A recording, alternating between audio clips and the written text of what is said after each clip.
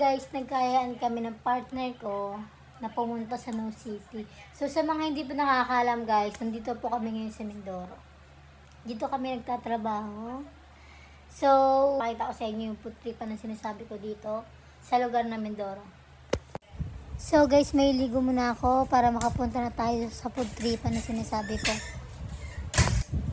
So guys, bali tapos na tayo maligo dyan. So magpe-prepare na tayo. Yon, nakabihis na ako dyan guys. So yung magla-upload muna tayo ng sunscreen dahil sobrang init pala dito sa Mindoro.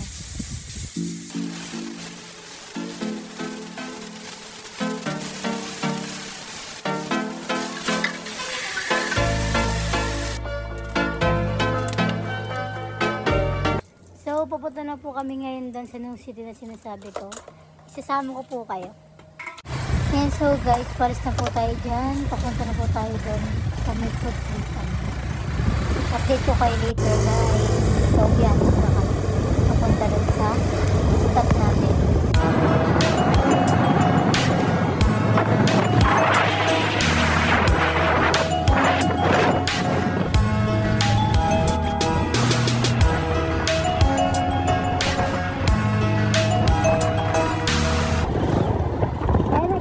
Sabi ko ng house.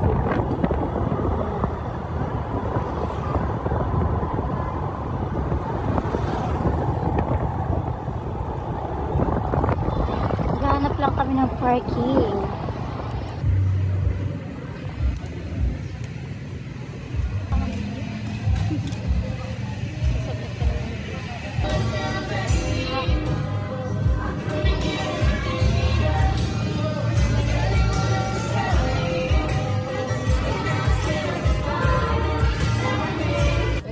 So ngayon guys, ang muna natin putripin dito is ang kwek-kwek.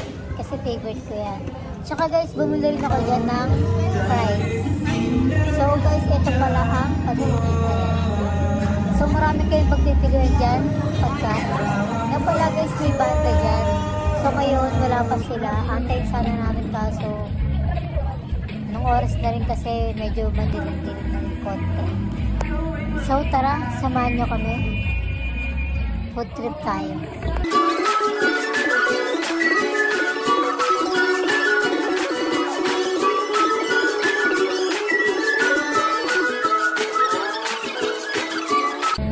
Bale guys, ang nabili pala namin dyan is ang kwek-kwek, fries, churros, tsaka po ang shawarma. So guys, tara, kain tayo.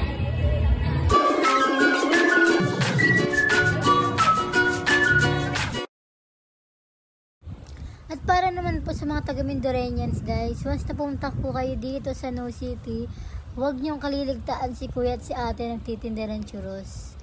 Bilhan nyo sila kasi ang sinasabi ko sa inyo, once na matikman na yung churros nila, I swear, masarap talaga. Yan, diba? Dinumudumog sila. Tsaka may mga flavor na rin naman yan guys. Chocolate, caramel, strawberry, and blueberry. Kaya kung ako sa inyo guys, try nyo na yung churros nila. Okay? So guys, pagtapos naman pala namin ng food trip, pumasok na po kami sa loob para magpamassage po. Kasi itong mga nakarang araw, sobrang sakta talaga ng likod ko. Nga pala guys, 9 minutes lang ako dyan kasi baka maabutan na kami ng dilim. Kaya, yun lang. So ngayon guys, tuloy na po kami.